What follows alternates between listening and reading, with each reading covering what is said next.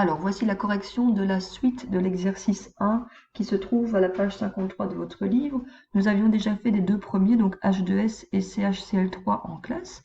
Donc, je vais commencer la correction au niveau de BeH2. Première chose à faire, déterminer les électronégativités des différents constituants. On est à 1,5 pour le Be et 2,1 pour l'hydrogène. On est donc sur une différence d'électronégativité de 0,6, ce qui nous amène sur une liaison covalente polarisée. Alors, selon Lewis, on peut le représenter comme ceci. Donc, le beryllium qui a 2 électrons sur sa couche externe et qui est central, et puis les hydrogènes de part et d'autre qui possèdent chacun un électron célibataire.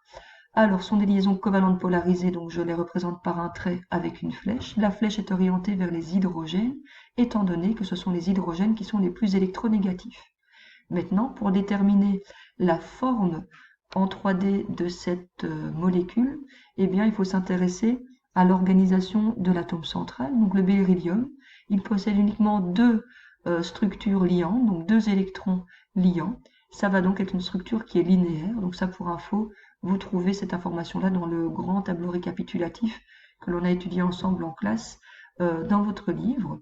Donc, je vais avoir une forme linéaire que je représente comme ceci. Maintenant, pour savoir si cette molécule est polaire ou apolaire, eh bien, on doit se poser la question dans ce cas, puisque nous avons des charges partielles. Nous avons 2 charges partielles positives sur le beryllium et une charge partielle négative de part et d'autre du beryllium. Donc, en fait, ici, si je viens résumer mes charges négatives en un seul point, ça va se trouver à mi-distance, c'est-à-dire au niveau du beryllium également.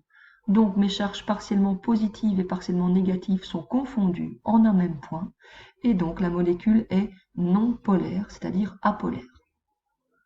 Alors, pour le HOCl, il faut travailler en 2 temps, comme nous l'avions fait dans les exercices précédents. On voit ici que l'on a donc de l'hydrogène et de l'oxygène. On va donc dans un premier temps essayer de faire un maximum de groupements OH. Ces groupements OH sont liés par une liaison donc entre les hydrogènes et les oxygènes évidemment. Donc j'ai une différence d'électronégativité de 1,4. Ça sera donc relié par une liaison covalente polarisée. Ensuite, l'oxygène va venir se relier au chlore. Le chlore qui a une électronégativité de 3. On a donc une différence d'électronégativité au niveau du lien Cl et O qui est de 0,5. On est donc aussi dans une liaison covalente polarisée. Au niveau de Lewis, eh bien, ils sont un petit peu à la queue leu leu en fait ici. Donc, l'hydrogène est fixé à l'oxygène et l'oxygène est lui-même fixé au chlore. Ce sont des liaisons covalentes polarisées. Donc, je note bien des liaisons ici avec une petite flèche. L'oxygène est plus électronégatif que l'hydrogène, donc elle est orientée vers l'oxygène. Le delta plus sur l'hydrogène. En ce qui concerne le chlore par rapport à l'oxygène, c'est le chlore qui va un peu donner son électron célibataire à l'oxygène, donc il va le donner partiellement. Donc j'ai ici globalement 2 charges partiellement négatives sur l'oxygène et une charge partiellement positive sur le chlore. Donc ça, c'est ma configuration sans me tracasser de la structure en 3D. Alors pour savoir maintenant à quoi va ressembler cette molécule, eh bien je regarde l'atome central. Eh bien dans ce cas-ci, l'atome central c'est l'oxygène puisque c'est sur lui que viennent se fixer l'hydrogène et le chlore.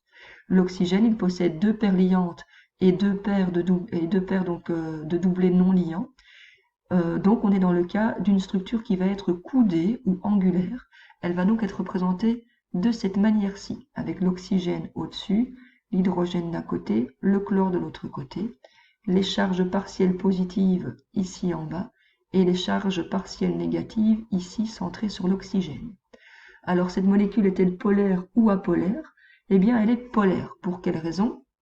Eh bien c'est à cause de cette forme angulaire justement, ou coudée, puisque on a le centre des charges négatives qui est sur l'oxygène, et par contre si je viens résumer mes charges partiellement positives, elles seront à mi-distance entre les deux, c'est-à-dire ici en dessous, là où j'ai mis la flèche. Et donc on voit que les charges partielles négatives et positives ne sont pas en un même point, ne sont pas superposées, et donc on peut dire que la molécule elle, est polaire. Elle se comportera un petit peu comme un petit bâtonnet qui irait de là à là, avec une extrémité négative et une extrémité positive. Alors, en ce qui concerne l'ammoniac, donc le NH3, alors la différence d'électronégativité entre l'azote et l'hydrogène est de 0,9, donc on est toujours dans les liaisons covalentes polarisées. Ma structure plane de Lewis ressemblerait à ceci, l'azote étant l'atome central avec un doublet d'électrons et 3 électrons célibataires, chaque hydrogène venant se lier à chaque électron célibataire.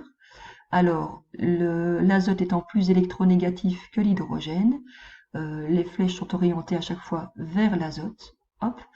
Et puis, chaque hydrogène possède à chaque fois une charge partiellement positive, comme ceci, et l'azote, quant à lui, possède 3 charges partiellement négatives. Alors, quelle sera la forme tridimensionnelle de cette molécule? Eh bien, on regarde une fois encore la structure de l'atome central qui est ici l'azote. C'est un atome qui possède 3 paires liantes et une paire non liante. Alors ça, si vous référez à votre graphique ou si vous rechipotez avec les bics comme je vous ai expliqué en classe, eh bien on arrive à une structure de pyramide à base triangulaire. Alors comment représenter une pyramide à base triangulaire? On met l'atome central au-dessus et puis on représente quelque part les deux pieds de la pyramide qui sont à l'arrière du plan par des pointillés, donc ça serait celui-ci et celui-ci, et puis on représente celui qui est en avant du plan par un espèce de petit triangle pour faire un effet de perspective. Alors ici je me rends compte que j'ai oublié de remettre les flèches, donc j'aurais bien une flèche orientée, enfin 3 flèches qui seraient à chaque fois orientées vers l'azote qui est le plus électronégatif. Donc voilà. Maintenant, est-ce que cette molécule est polaire ou apolaire? Eh bien, elle est polaire. Pour quelle raison?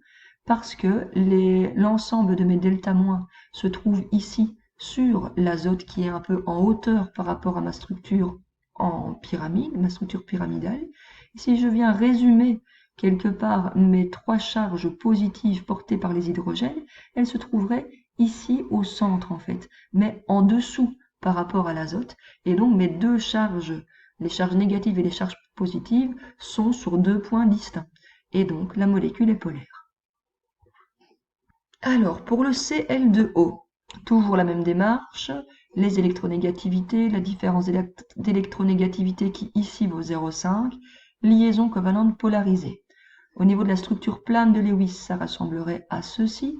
Nous avons donc l'oxygène qui va être l'atome central, des chlores de part et d'autre. Attention ici, il faut bien ajouter 3 doublets, autour du chlore. Je ne sais pas ce que j'ai fait, j'ai oublié. Donc voilà, donc comme celui-ci. Alors, le chlore étant moins électronégatif que l'oxygène, eh bien, les liaisons covalentes polarisées vont être à chaque fois orientées vers l'oxygène. J'ai donc une charge partiellement positive sur le chlore ici, une charge partiellement positive sur le second chlore et 2 charges partiellement négatives sur l'oxygène. Alors, pour déterminer la forme de cette molécule, eh bien, je regarde encore une fois l'atome central qui possède 2 paires non liantes et 2 paires liantes. Je suis donc dans le cas d'une molécule coudée. Alors, elle se représente comme ceci, je l'ai déjà expliqué plusieurs fois, donc voilà, c'est dans un même plan, donc je mets bien les traits de manière continue. Cette molécule est-elle polaire ou apolaire? Eh bien, elle est polaire parce que le centre des charges négatives est sur les oxygènes, et mon résumé de mes charges partiellement positives va se trouver ici, en fait, au centre entre les deux, donc à mi-distance entre mes deux chlores, et donc je vois bien que mes charges partiellement positives et négatives ne sont pas confondues, elles sont sur 2 points distincts, et donc la molécule est polaire. Alors, pour le CS2, c'est un peu différent ici, enfin le début est tout à fait identique, le carbone a une électronégativité de 2,5, le soufre également. Je suis donc sur une différence d'électronégativité qui vaut 0, et donc ce sont des liaisons covalentes parfaites. Si je représente ma structure de Lewis de manière plane, je constate, donc je vais noter mon carbone qui a 4 électrons célibataires, souvent atome central, puisqu'il a 4 bras de valence, et je vais placer de part et d'autre mes 2 atomes de soufre qui possèdent chacun 2 doublets d'électrons et 2 électrons célibataires. Alors, donc chaque soufre va partager en fait 2 électrons célibataires avec 2 électrons célibataires du carbone. Même chose pour le second.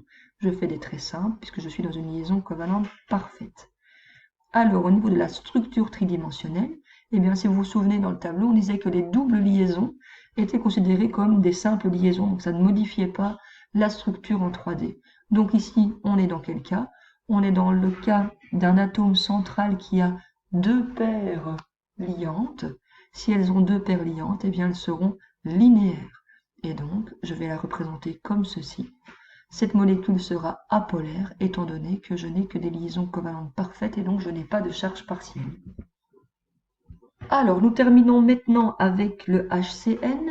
Alors, électronégativité de l'hydrogène 2,1, du carbone 2,5 et de l'azote 3. Alors ici, c'est un peu particulier. Je vous avais dit que généralement, quand vous avez des hydrogènes, vous essayez de faire un maximum de groupements OH. Ici, il n'y a pas d'oxygène, donc ce n'est pas possible. Par contre, vous pouvez facilement trouver quel est l'élément qui est central. À chaque fois qu'on a du carbone, c'est lui qui est central puisqu'il a la valence 4. Donc, l'hydrogène va se fixer au carbone et l'azote va également se fixer au carbone. Nous allons donc avoir un lien entre H et C, dont la différence d'électronégativité vaut 0,4. On est donc dans le cas d'une liaison covalente parfaite. Pour la liaison entre le carbone et l'azote, j'ai une différence d'électronégativité qui vaut 0,5.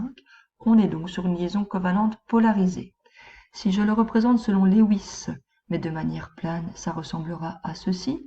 Mon carbone au centre avec mes 4 électrons célibataires, l'hydrogène d'un côté qui partage de manière équitable son électron avec l'un des électrons du carbone. Je ne mets pas de flèche dessus et mon trait pourrait être un peu plus long. J'ai été radynambique, donc ça je peux le prolonger légèrement, mais je ne mets pas de flèche dessus puisqu'il n'y a pas de déviation. Alors entre le carbone et l'azote par contre, l'azote je lui mets bien ces 5 électrons, donc un doublé, pouf, ici, et mes 3 électrons célibataires. Les 3 électrons célibataires de l'azote sont partagés avec les 3 électrons restants du carbone. Le carbone prête un peu plus ses électrons que l'azote, parce que l'azote est plus électronégatif. Donc je vais mettre un trait qui est orienté vers l'azote. Mon carbone a donc 3 charges partiellement positives, et l'azote a 3 charges partiellement négatives. Si on s'intéresse maintenant à la structure en 3D de cette molécule, eh bien, comme nous l'avons vu, même si j'ai une triple liaison, je la considère comme une liaison simple, et donc j'ai dans ce cas-ci un élément central qui possède deux paires liantes. Okay, ça compte pour une seule. Et donc je suis dans une situation où ma molécule est linéaire. Alors cette molécule est-elle polaire ou apolaire?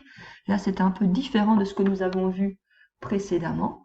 En fait, l'hydrogène ne possède pas de charge, le carbone possède 3 charges delta+, et l'azote possède 3 charges delta-. Donc, cette molécule est linéaire, mais elle est cependant polaire, parce que, en fait, mon résumé de mes charges négatives et mon résumé de mes charges positives ne sont pas confondus en un seul point, ils sont bien distincts.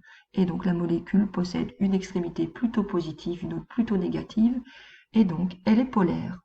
Voilà pour la correction du premier exercice de votre livre.